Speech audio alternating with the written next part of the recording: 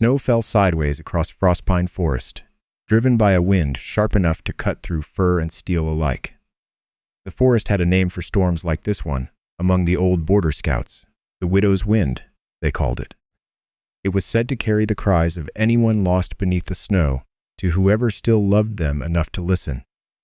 Alpha King Chaol Draven rode the northern borderline himself that night, his wolf pacing beneath his skin, restless for reasons Chaol couldn't yet name. Guard Captain Orlan rode beside him, lantern raised against the storm. The distress report said rogue movement near the old patrol line. Orlan called over the wind. Nothing since. Might be nothing at all. Chaol said nothing. Riven, the wolf bonded to his blood since birth, had gone utterly still inside him. Not the stillness of caution, the stillness of listening. They were the last king and captain, foolish enough to ride this ridge in a storm like this. 10 months ago, Chaol would have called that foolishness grief. Tonight, he only called it instinct. 10 months was long enough for a court to close a file. Long enough for advisors to stop saying her name in council chambers. Long enough for Chaol himself to sign the order ending the search, because Lord Varric had warned him that continuing it risked igniting a border war Dravenmore could not survive. Chaol had told himself more than once that accepting her death without a body was mercy. Tonight, riding blind through a storm that shouldn't have called to him at all, he was no longer certain that was true. He remembered the exact words Varric had used in council 10 months ago, when the search teams came back, empty-handed for the 4th week in a row. Continued searching, Varric had said, would only convince the border lords that Dravenmore's king could be dragged into war over a single missing woman. Chaol had believed him. Or perhaps he had simply wanted to believe him, because grief with an ending was easier to carry than grief that never stopped asking questions. He had let the council record read possible rogue sympathizer beside her name, telling himself it was a formality, a placeholder no one would ever truly believe. Riven had never accepted it, not for one single day. Riven stopped him at the edge of a frozen tree line, every muscle beneath Chaol's skin locked tight. "What is it?" Orlan asked, already reaching for his blade. Chaol raised a hand for silence. Under the howl of the wind, so faint it could have been imagined, came the thin, broken sound of a baby crying. Chaol was off his horse before Orlan finished asking what he'd heard. He followed the sound to the roots of an ancient, frost-cracked tree, dropped to his knees, and tore through a drift of snow with his bare hands. Beneath it, wrapped in a cloak soaked through with old frozen blood, lay a newborn child. The baby's lips were blue. Its cry had nearly given out.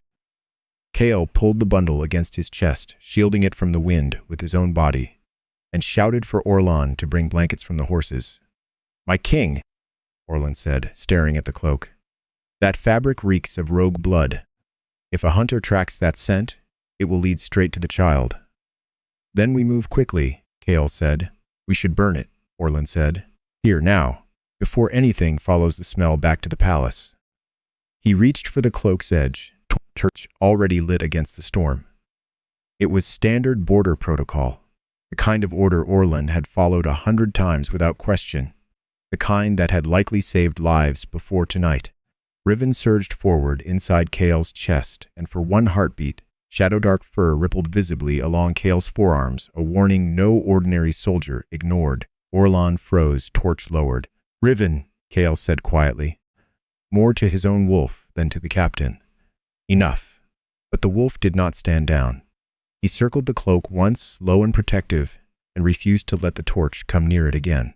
Chaol knelt and touched the frozen fabric himself, some instinct, older than command, pulling his fingers toward the fibers. Beneath the blood, beneath the snow, beneath a strange, bitter dusting of frost ash, meant to hide something else entirely. A scent Chaol had spent 10 months trying to forget, and had never once managed to. His breath caught in the storm. "This is Amara's cloak." Orlan went pale. No one at Dravenmore spoke that name easily anymore, not since the border report that ended the search for her. Chaol did not explain himself. He didn't have to. He looked down at the child in his arms, and beneath the frost ash, beneath the blood and cold, he caught the faintest trace of something else, a scent close to his own bloodline. Close enough to matter. He did not say the word heir. Not yet. Everything comes with us, Cale said. The cloak, the child, the blood in this snow. All of it as evidence, not relics. Orlan hesitated only a moment before obeying. They rode hard for the border rescue station. The storm screaming around them the entire way, Cale's arms locked tight around a child whose mother the world had already declared gone. At the rescue station, healer Mara took the baby the instant they arrived, working with the calm, practiced urgency of a woman who had pulled frostbitten children back from worse. The station itself was little more than a converted watchpost, half forgotten by the crown, its walls lined with old maps and older medicine cabinets that hadn't seen a royal inspection in years. It was exactly the kind of place no one would think to search for a missing Luna, and exactly the kind of place a desperate woman might choose because of that. Slow warming, she murmured, layering blankets instead of fire. His little body has been fighting the cold for hours. Rush it, and we lose him. Tied loosely around the infant's tiny wrist was a scrap of cloth, hand-stitched with a single word, Elian. Cale stared at that name for a long moment, something in his chest cracking open in a way 10 months of grief had never quite managed. Someone had chosen that name with love. Someone had tied it to this child before ever expecting a king to find him. Rescue scribe Talia arrived within the hour, notebook already open, voice steady even as her hands moved fast. Chain of custody starts now, she said. Who touched the cloak first? What time it left the forest? Every hand it passes through from here. She had worked border cases before, cases where evidence disappeared or reshaped itself the moment it reached council hands. She had learned, long ago, that a story without a paper trail could be rewritten by anyone with enough power to want it different. She sealed the cloak in station wax herself, logged the frost ash, the blood pattern, and a small arrowhead lodged in its inner lining. That arrowhead didn't come from any rogue camp, Orlan said, turning it over carefully. That craftsmanship belongs to the court armory. No one answered him. The wind outside answered for all of them, loud and unrelenting. Mara examined a fine residue along the cloak's collar, then pressed 2 fingers gently to it and brought them to her nose. Frost herb, she said. Someone used frost herb, and recently. What does that mean? Cale asked, already dreading whatever calm certainty was about to leave her mouth. It slows the heart until it barely beats at all, Mara said. It can make a living woman look like a corpse to anyone searching for a pulse. And if it's used wrong, Cale said, then it kills exactly what it was meant to protect, Mara said. Whoever used this knew the risk. They gambled her life to save someone else's.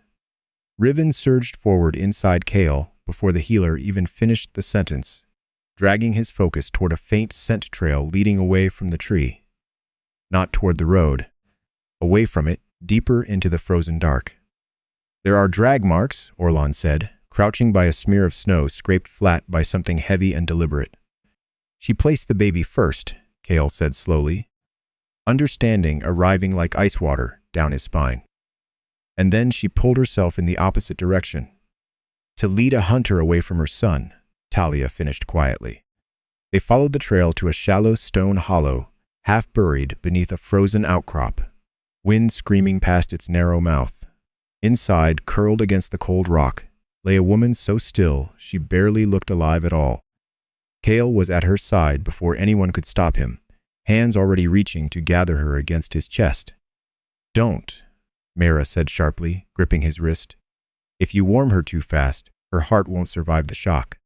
Cale's hands hovered, shaking, inches from the only person he had spent 10 months refusing to fully mourn. She's alive, he said, more to himself than to anyone listening. 10 months of grief, he had told himself. He'd made peace with cracked open all at once, sitting there in the snow with his hands hovering uselessly above her. He had mourned her in council chambers, in empty hallways, in the quiet moments no one else saw. He had never once let himself imagine finding her like this, breathing, real, and entirely out of his reach. Barely, Mara said, and she will stay that way, Only if you let me work, instead of holding her like you can, will her heart back to normal speed. Kale forced himself to sit back on his heels, fists clenched against his own instincts. For the first time in years, he learned what it felt like to want to save someone and be told his hands were the danger. They carried her back to the station on a sled built for injured soldiers. Maera, walking beside her the entire way, monitoring a pulse so faint it had to be checked by touch rather than sound. Kale did not sleep in the 2 days that followed. He sat outside her door through every hour Maera allowed, watching healers move in and out with quiet, careful urgency. He learned more about patience in those 2 days than he had in 10 years on the throne. Orlan brought him food he didn't eat and reports he barely read, and neither man spoke much, because there was very little left to say that the silence between them didn't already understand. It took nearly 2 days before Amara Vale opened her eyes again inside the rescue station. Kale had not left the room in all that time, not for council business, not for sleep. Not even when Orlan gently suggested a king shouldn't be seen keeping vigil over a woman the court had already buried in paperwork. Her voice, when it finally came, was cracked and raw, but unmistakably certain in what it asked first. "Where is my son?" Kale was already moving before Maera finished nodding permission. He carried Elian close, but stopped at the edge of Amara's cot, waiting, some old instinct telling him this was not his moment to take. "May I?" he asked quietly.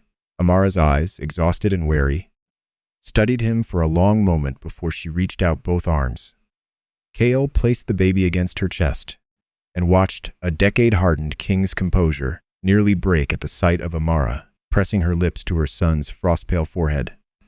For a long moment, no one in the room spoke at all. Kale watched the two of them, mother and son, breathing together in the same rhythm, and felt something in his chest that had been braced for grief for 10 months. Finally, cautiously, let go. But old habits of a king did not disappear simply because his heart had softened. Kale finally let himself say the word he'd been holding back since the forest. "He's mine too," he said carefully. "I can feel it. The bloodline.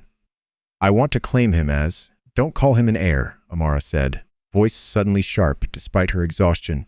"Before you call me the woman who was hunted." Kale went silent, the weight of that sentence landing harder than any blade he'd faced in years.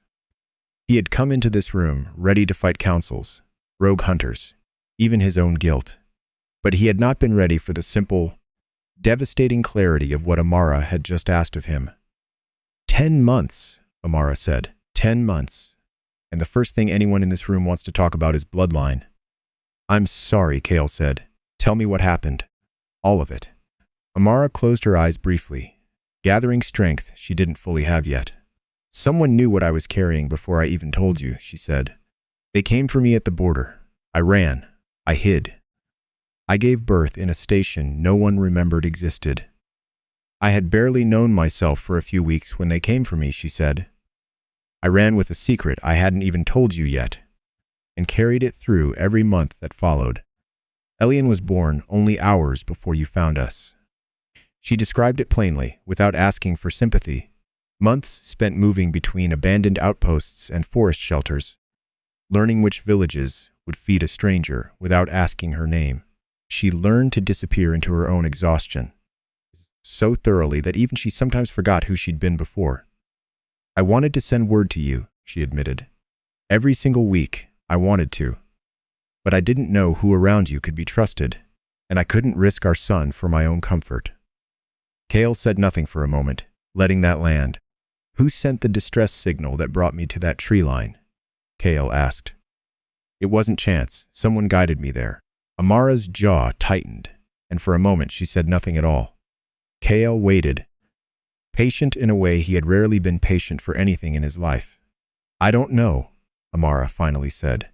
It was, Kale would later realize, the first lie she had told him since waking. "There's a reason they came for me," she added quietly. Before he could press further, "I found something in the Northern Supply records. That was why they came. I'll tell the rest when I'm strong enough to say it in front of people who can act on it." Kale didn't push. He recognized, even then, a woman rationing her own strength for a fight still ahead of her. Orlan, standing near the door, did not miss the flicker of guilt crossing Amara's face either. Within hours, he brought forward a young courier caught lurking near the station's supply gate, wrists already bound. "This is Marek," Orlan said. "Border courier. Found him circling the perimeter with no station clearance. Could be the spy who fed information to whoever hunted her." "He's not a spy," Amara said, sitting up too fast, pain flashing across her face. "Let him go, then explain him," Orlan said. Amara hesitated, and in that hesitation, Marek remained bound another full day, while station guards debated his loyalty. He said nothing, in his own defense, beyond insisting he'd done nothing wrong, which to guards trained on suspicion sounded exactly like something a spy would say. During that delay, the marker map showing exactly where Amara had planned her escape route sat unclaimed, unexplained, and unusable as proof. Had Marek been cleared a day sooner, that same map would have shown guards the unguarded rear corridor long before anyone walked through it uninvited. That same night, a man in rescue guard uniform slipped through the station's rear corridor, blade hidden beneath his coat, moving straight toward Amara's room. He moved like someone who had studied the station's schedule in advance, timing his steps to the changing of the watch. Orlan caught him 3 steps from her door, more from instinct than certainty, and the 2 men crashed into the wall hard enough to wake half the station. The assassin was subdued before he reached her, but the message was unmistakable. Someone still wanted Amara silent, and they had known exactly which room to walk toward. They had also known, Orlan realized afterward, exactly which uniform would let a stranger pass, unquestioned, through a station full of exhausted guards. Talia later traced the uniform's stitching to a council-controlled supply depot, the same depot that had issued the arrowhead, now sealed in evidence. One more thread, pulling the attack back toward the Crown itself, rather than any ordinary rogue camp. Shaken, Amara finally spoke the truth she'd been protecting with her silence. "Marek sent the distress report," she said. "He helped me place a false rogue sighting so Kale's patrol would pass close enough to find Elion. I didn't tell you his name because I was afraid your court would kill him for helping me instead of thanking him. Your silence almost got him killed instead," Orlan said, quieter now, guilt of his own creeping into his voice. "I know," Amara said. "I was protecting the wrong thing. I should have trusted you with his name from the start." Marek was released within the hour and gave his account without hesitation, describing the false report, the marker he'd left beneath the tree, and the exact moment he'd known Amara was running out of time. His testimony filled the last gap in a story that had, until then, only half made sense. In the quiet days that followed, before the council's attention found them, Kale learned the small, ordinary rhythms of a family he hadn't known he was allowed to have. He learned that Elion settled faster against Amara's left shoulder than her right, and that she took her tea bitter the way border scouts did, because sugar had become a luxury she'd stopped expecting months ago. Word of the rescued infant reached Dravenmore's council chambers before Kale had a chance to control how it arrived. Orlan's original rescue report, sent before anyone understood the full danger, listed the infant's condition, the cloak, and the faint royal scent detected at the scene. By the time Kale learned this, Lord Varric and Lady Seraphine already knew everything they needed to know. Varric arrived at the rescue station within 2 days, flanked by council guards, invoking emergency succession protocol before he'd even greeted the king. He was a tall, precise man, the kind who had spent decades making dangerous decisions sound like simple administration. An heir with confirmed royal scent cannot remain in an unsecured border station, Varric said. He belongs in the royal nursery, under proper protection, until the mother's circumstances can be fully investigated. He belongs with his mother, Kale said.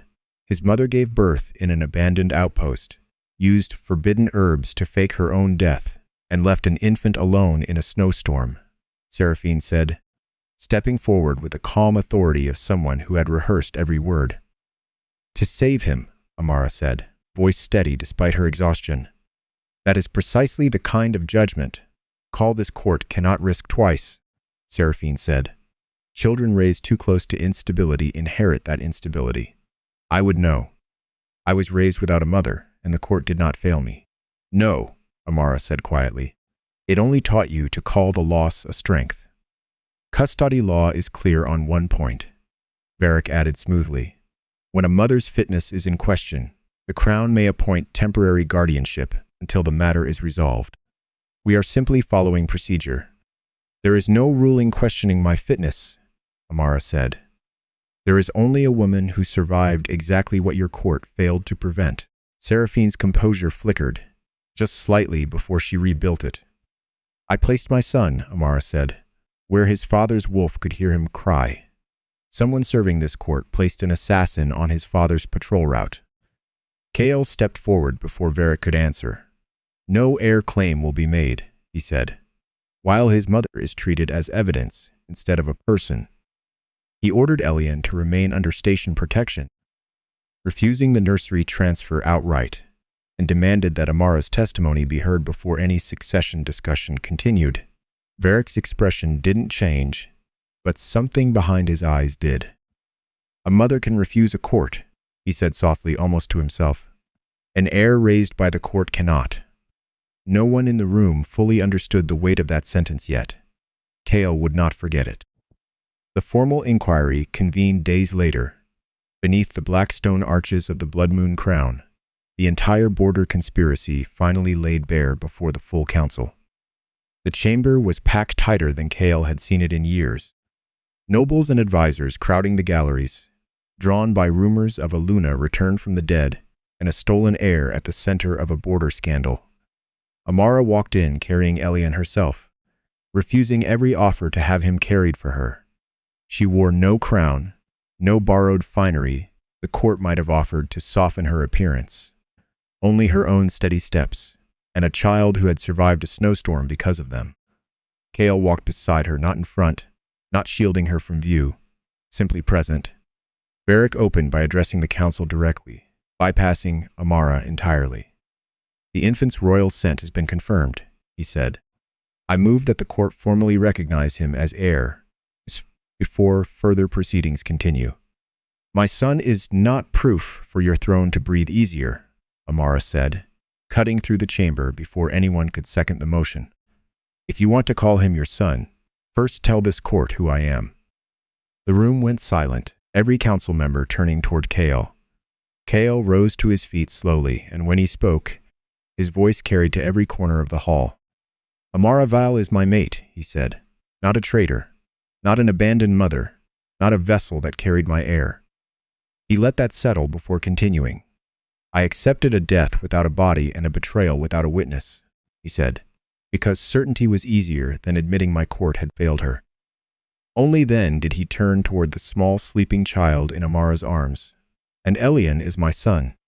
Talia stepped forward next, laying out the full chain of custody, the sealed cloak, the frost herb residue, the arrowhead pulled from its lining, and the timestamps proving every hand it had passed through since the forest. She spoke without embellishment, letting the paperwork itself carry the weight no single witness could claim alone. Merrick presented the false distress report and the marker map, explaining exactly how Amara's plan had guided Kale's patrol to the right tree at the right hour. He explained, haltingly, that Amara had once helped his sister escape an abusive pack alliance years before, quietly and at real risk to herself. When she came to him half-starved and pregnant in the dead of winter, refusing her wasn't something he'd ever considered. She didn't ask me to be brave, Merrick said. She just needed someone who wouldn't ask questions before helping. I decided that could be me. His voice shook only once, when he described how close he'd come to being handed over as a traitor for the one act of loyalty he'd never regretted. Orlan presented the true patrol logs, and beside them, a council token used 10 months earlier to alter the route without any official record of who had authorized it. I followed that route change because it came sealed and stamped, Orlan told the council. I never questioned who benefited from moving a king's patrol away from a pregnant Luna. I should have. Mara, testified plainly that frost herb was survival medicine, dangerous but deliberate, not an attempt to harm a child. A desperate woman chose the only tool that could slow her heart enough to fool a hunter, Mara said. That is not neglect. That is survival. Then the council clerk read aloud the armory release log, confirming the arrowhead had been drawn from court stores under a seal belonging to Lord Varric. Beside it sat a second document, dated weeks before Elian was ever found, a nursery contingency decree outlining royal guardianship procedures for an heir whose mother was, quote, unfit or unavailable. The chamber went utterly still. You prepared this, Cale said, before the court even knew a child existed. I moved to strip Lady Amara of custody rights, Varric said instead of answering, given the clear danger she placed the infant in. You didn't want Elian dead, Cale said slowly, the full shape of it finally settling into place. You wanted him raised by you, without a mother alive to tell him otherwise. Varric's silence was answer enough. There's more, Amara said, turning to face the council directly. Months before I disappeared, I found manifests hidden in the northern supply ledgers. Weapons were moving across the border under crown seals that should never have authorized them, she said. I brought my concerns to a border officer I trusted. Within a week, someone tried to kill me. Whose seals? Cale asked, though he already suspected the answer. His, Amara said, nodding toward Varric. I never got the chance to prove it before I had to run. No, Amara said. I placed my son in the snow because someone inside this court already wanted him to grow up without a mother. Council members shifted uneasily, murmurs rising through the hall. Varric's gaze hardened, but before he could speak again, court guards moved instinctively toward Elian, following old protocol without waiting for a formal order. Riven surged forward inside Cale, shadow dark and unmistakable, placing himself not between the guards and the child, but between the guards and Amara. For a moment, the entire chamber seemed to forget how to breathe. The wolf's message was unmistakable to everyone watching. A king's bond had chosen to guard the mother first. The chamber fell into a silence deeper than any Cale had heard in that room before. Seraphine stood frozen near the council benches, watching the nursery contingency decree she had once believed would make her the heir's guardian become the very proof that condemned the man who'd promised it to her. She had spent years believing that a childhood without love had made her stronger, useful, fit to raise a king's heir on discipline alone. Standing there now, she understood for the first time how easily that belief had been turned into a weapon by someone who never once cared what happened to her afterward. You told me it was protocol, she said quietly to Varric, the first honest words she'd spoken all day. You told me the crown needed a guardian ready before the mother could refuse it. Varric didn't answer her either. Seraphine turned instead to the council clerk, and in a voice stripped of all its earlier polish, surrendered a bundle of private correspondence from Varric outlining the nursery decree months before it was ever formally proposed. I knew about the decree before it was official, she admitted. I told myself that made me prepared, not complicit. I was wrong. She was stripped of her council office within the week, but named a protected witness rather than a conspirator.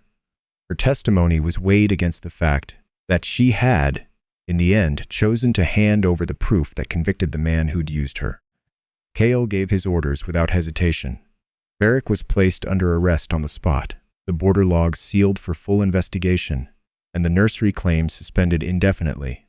Orlan, Talia, and Merrick were formally named protected witnesses, immune from any retaliation the council might otherwise have quietly arranged. Captain, Cale added, turning to Orlan directly, you caught an assassin 3 steps from her door because you finally questioned an order instead of just following it. Don't ever go back to the man who only followed.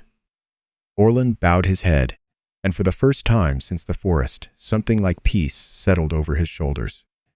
No royal child will be transferred to crown custody on scent alone, Cale said. Mother testimony will be heard before any succession is determined. And I want a full investigation into which noble houses have been moving weapons across this border. He turned to the council clerk. Every shipment manifest tied to the northern route for the last 2 years. Every name on it. If Amara found something worth killing over, I intend to know exactly what it was. And 2 changes stand from this day forward, Kale said. Maternal custody cannot be suspended without an independent hearing. And no border route may be altered without dual authorization, recorded and reviewed by more than one hand. Seraphine said nothing further, watching her carefully built future dissolve in front of the entire court. When the chamber finally emptied, Kale found Amara standing alone near the tall frost glass windows, Elian asleep against her shoulder. Outside, for the first time in days, the storm over Frostpine had finally broken, pale winter sunlight spilling weakly across the snow. You could stay at the border station, he said quietly. You could go anywhere in Dravenmore you choose. No one will stop you. Amara turned to face him, exhaustion and something more complicated than anger in her eyes. I found our son in your cloak, Kale said, but I will not use him to claim you before I earn the right to stand beside you. Amara studied him for a long moment before answering. I want the investigation to continue, she said. I want the court to publicly withdraw the charge of betrayal against my name. I want Elian never separated from me, and I want Marek, Talia, and Orlan protected for as long as they need it. Done, Kale said. All of it. And no nursery guardian chosen by council alone, Amara added. Not now.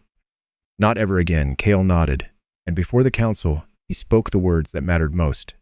She returns as my mate if she chooses, he said. Not as the mother of an heir you want to raise. Weeks passed before Amara finally chose to walk through the palace gates. Elian settled against her chest, no one carrying him but her. She had spent those weeks at the border station, watching the investigation unfold, watching Kale keep every promise before she ever asked whether he would. The cloak that had once nearly been burned as evidence now rested instead in a protected archive, preserved not as a relic of romance, but as proof of everything it had survived. Beside it, in a small glass case Talia had insisted on commissioning herself, sat the tiny scrap of cloth that once bound Elian's wrist. The name Amara had stitched into it by firelight in an outpost no map remembered. It was, Talia said, the first piece of proof in the entire case. Long before arrowheads and armory logs, a mother had already written her son's name into the world. Inside the royal nursery, Amara laid Elian gently into his crib, one hand lingering on its edge long after he'd settled into sleep. The room smelled faintly of cedar and clean linen, nothing like the frozen hollow where she had once waited to be found.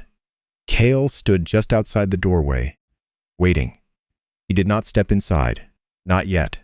He watched her instead, patient in a way the old Kale, the one who signed away a search for certainty's sake, would never have understood. Somewhere below the nursery windows, Frostpine Forest stood quiet under fresh snow. The same trees that had once hidden a dying woman and a crying child now simply part of the view from a home she had chosen to return to. Finally, Amara looked up and nodded. Only then did the king step through the door. If Amara's story stayed with you, tell us which moment mattered most, the cloak, the frost herb, or the wolf who stood before the mother.